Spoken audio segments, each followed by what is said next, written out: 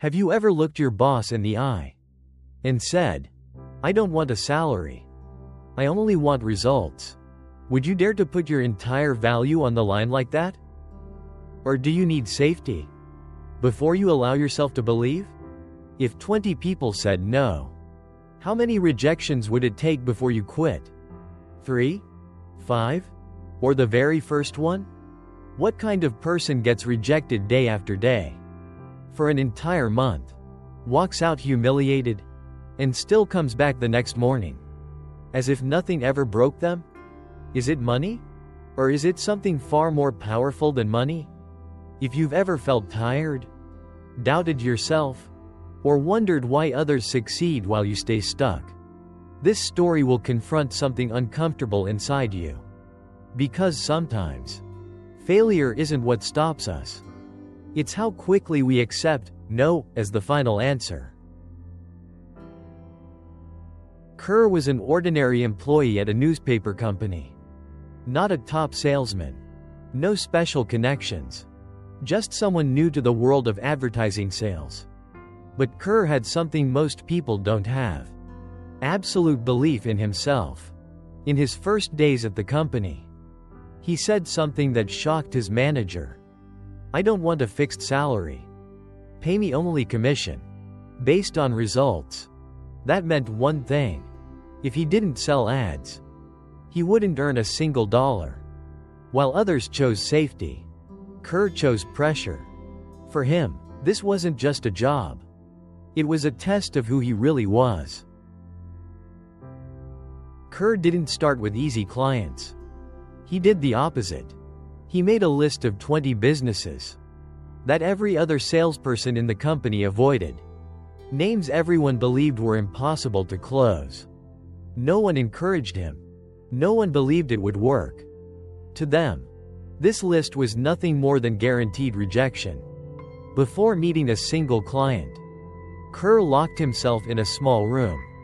He stood in front of the mirror, holding the list in his hands, reading each name 10 times. Then he said to himself, "This month, you will buy advertising from us." Not to show off, not to fool himself, but to prepare his mind for the rejection waiting outside that door. Kerr understood something most people ignore. If he was going to live on commission, he could not walk into those meetings carrying doubt. So with full confidence, not borrowed from others, not based on past success, he stepped out and began a game no one else was willing to play. And this time, there was no safety net.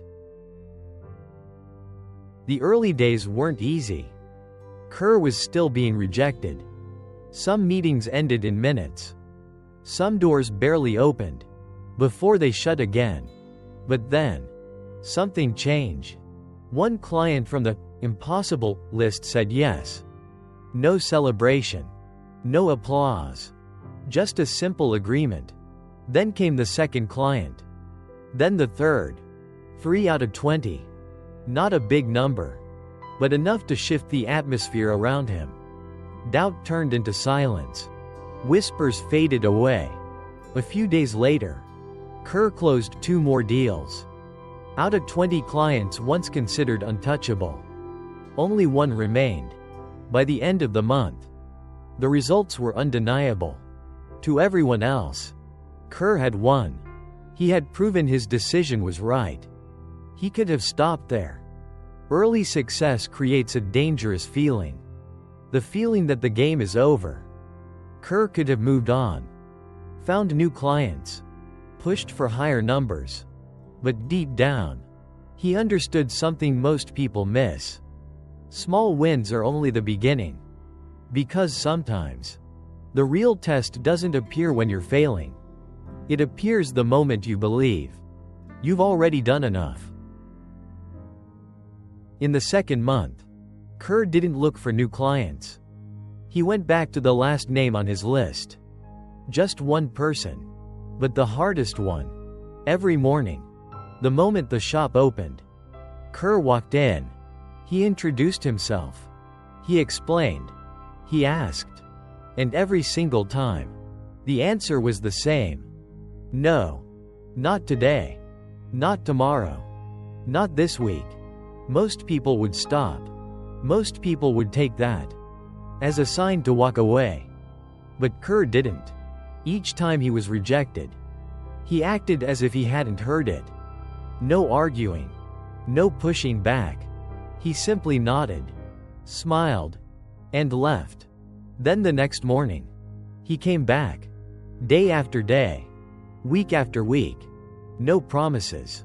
No clear hope. Just silence. And the same shaking head. 30 days passed like that. 30 times walking through that door. 30 rejections. 30 quiet exits. On the 30th day, the owner finally spoke. He looked at Kerr and said, "You've wasted an entire month trying to sell me advertising. What I want to know is, why do you keep doing this?" It was no longer a question about advertising. It was a question about persistence. Kerr stood still for a moment. No excuses. No frustration. Then he said, calmly, "I'm not wasting my time. I'm learning. And you are my teacher." He explained that every rejection taught him how to stand stronger. Every return taught him how not to quit. In adversity, the room fell silent. And for the first time in 30 days, the owner didn't say no right away. The shop owner looked at Kerr in silence. The irritation was gone. So was the defensiveness. Then he nodded. He said, "Actually, I've been learning too. And today, you are my teacher." For 30 days, he hadn't just seen a salesman. He had seen someone who refused to quit. Someone who came back every day. Without complaining. Without blaming. Without anger. "You taught me something," the owner continued. "How to see something through to the very end. Even when nothing is promised." To him, that lesson was worth more than money. And as a sign of respect, he decided to buy the advertising as a form of tuition for the lesson Kerr had given him. But the most important part of this story isn't the contract. Kerr's success didn't come from convincing the final client. It came from refusing to let the word no define the ending. Because failure was never the real problem. Rejection wasn't either. The real question is whether we're willing to stand firm when things don't go our way. And sometimes, the moment that changes everything is simply the moment you choose to show up one more time. This story teaches one simple truth. Persistence is not optional. It is the price of results. Kerr didn't succeed because he was more talented. He succeeded because he refused to stop when he heard no. Most people don't fail because they're incapable. They fail because they accept rejection too early. When 19 clients said no, Kerr kept going. When the last one said no, for 30 straight days, he still showed up. Every single morning. With the same goal. Persistence is not blind hope. It is the ability to keep taking action when there is no sign that things will get easier. Success rarely comes from one big breakthrough. It comes from small actions, repeated long enough, in silence. If you only persist when you're encouraged, that's not persistence. Real persistence is moving forward when no one believes in you, not even yourself.